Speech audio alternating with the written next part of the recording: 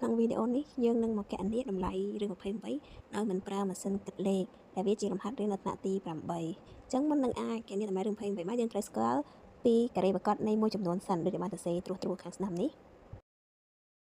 ចឹងនៅក្នុងការបញ្ចេញមួយចំនួនពីរ៉ាឌីកាល់នេះអានេះគឺសំដៅដល់មុខវិជ្ជាមួយចំនួនដែលយើងត្រូវការចលនារបស់វាជាទស្សភាគដោយមិនឲ្យជារ៉ាឌីកាល់ដូចជានៅក្នុងមុខវិជ្ជារូបវិទ្យាជាដើមចឹងដើម្បីអាចកណនាតម្លៃរឿង28នឹងបានគឺយើងត្រូវយកវាទៅចែកដូចធម្មតាគ្រាន់ថាចែកកន្លែងនេះពេលយើងកាត់ទ្វារយើងកាត់ទ្វារម្ដងពីរខ្ទង់ទម្លាក់ក៏ទម្លាក់ម្ដងពីរខ្ទង់ដូចគ្នាចឹងនៅក្នុងនេះយើងមាន28ចុះ28នេះយើងទៅមើលការ៉េវាតើការ៉េណាដែលវាគៀកជាមួយ28ប៉ុន្តែអត់យកវាលើសពី28ទេចឹងយើងមើលការ៉េរបស់យើងមើលហោហែហ្នឹងមកចឹងកន្លែងនេះ5ការ៉េ25 6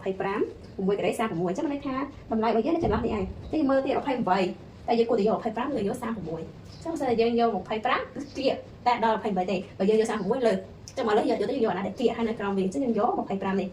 ចឹងមានន័យថា5ការ៉េស្មើ25ចឹងយើងយក5គុណនឹង5គុណនឹង5ចឹងបាន25យើងយកវាមកជំនួសនេះដកវាធម្មតាចឹង8ដក5នៅសល់3 2ដក2សល់0ចឹងមានន័យថា5នេះគឺជាចម្លែករបស់យើងយកមកដាក់ខាងលើមក5ចឹងនៅសល់3ចឹងសំណល់នៅសល់3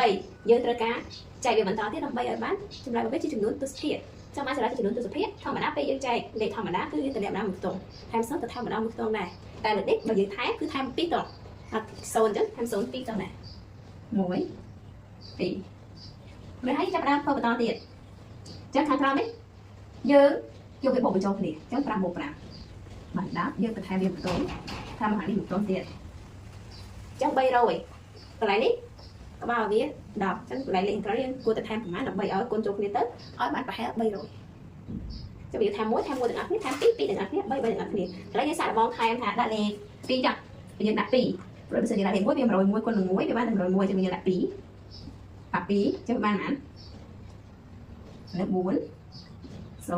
2 204ចាំបាន204ចាំយើងសាកល្បងដាក់3ឧទាហរណ៍ដាក់3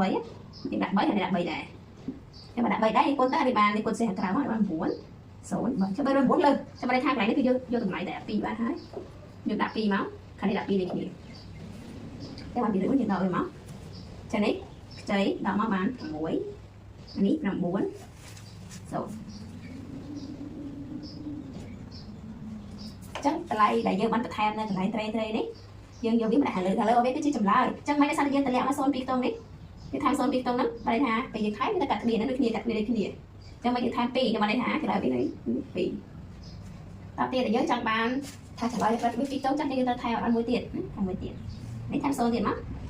អានេះបូកដូចគ្នាយើងវាបូកចូលគ្នាមក102បូក2បាន104ហើយយើងបន្ថែមមួយខ្ទង់ទៀតដូចគ្នាដែរតែយើងថែមប្រហែល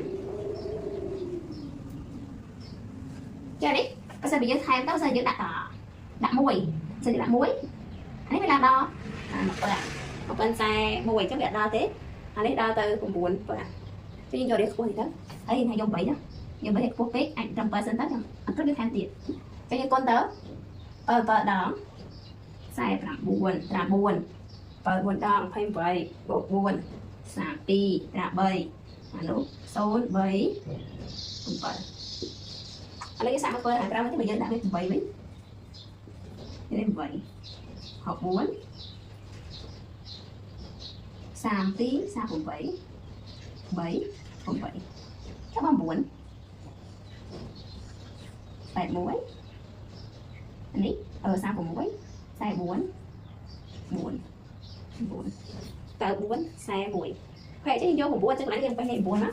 នេះយើងដាក់ថា9ចានេះអត់តម្លៃទេយើងតម្លៃ9វិញតែ9ដែលយើងគុណឃើញគឺ9441ដកវាមកចានេះដក1នៅសល់9 9ដក4នៅសល់5សល់1